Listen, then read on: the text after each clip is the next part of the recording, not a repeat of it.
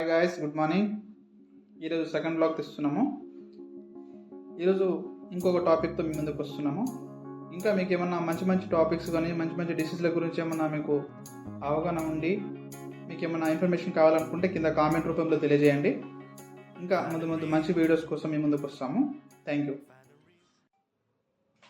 Sir. Good morning sir. Good morning Sunil. Touch చేయండి. So ఈరోజు కూడా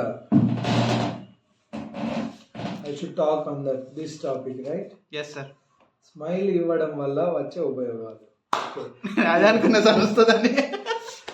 ఈరోజు కొంచెం different question, but it's a good question. So మన హెల్త్ ఆస్పెక్ట్లో మనం దీన్ని నేను మీకు చిన్నగా ఎన్లైట్ చేస్తే, రోజు స్మైల్ అనేది డెఫినెట్గా అందరికీ తెలుసు, ఇట్స్ ఎ గుడ్ థింగ్.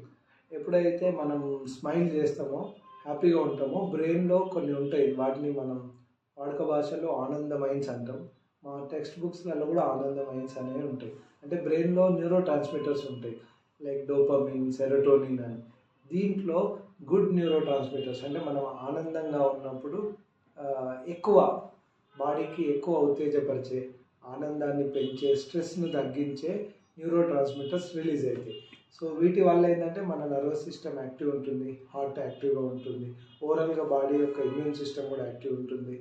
మనసు అంటాం కదా, సో కాల్డ్ ఇన్నర్ సోల్ అనొచ్చు. బట్ సైన్స్ అండ్ స్పిరిచువాలిటీ రెండు కూడా ఇక్కడ మనం వేరుగా చూడలేము. సో ఈ రిపీటెడ్గా మనం ఆనందంగా ఉండడం వల్ల, ఎక్కువగా స్మైల్ చేయడం వల్ల మనకి మంచి న్యూరో ట్రాన్స్మిటర్స్ రిలీజ్ అయ్యి బాడీని ఉత్తేజపరచడమే కాకుండా మన ఇమ్యూన్ సిస్టమ్ కూడా పెంచుతుంది. మన ఆయుష్ కూడా పెరిగే అవకాశం ఉంటుంది. ఈ రోగనిరోధక శక్తితో పాటు మన ఆర్గాన్స్ అన్నీ కూడా యాక్టివ్గా పనిచేయడం జరుగుతుంది. సో డెఫినెట్గా అందరూ హ్యాపీగా స్మైల్ చేయడము, హ్యాపీగా ఉండడము సైన్స్ ప్రకారం కూడా మంచిదే. So this is all about good smile. నవ్వండి, నవ్వించండి, నవ్వుతూ ఉండండి.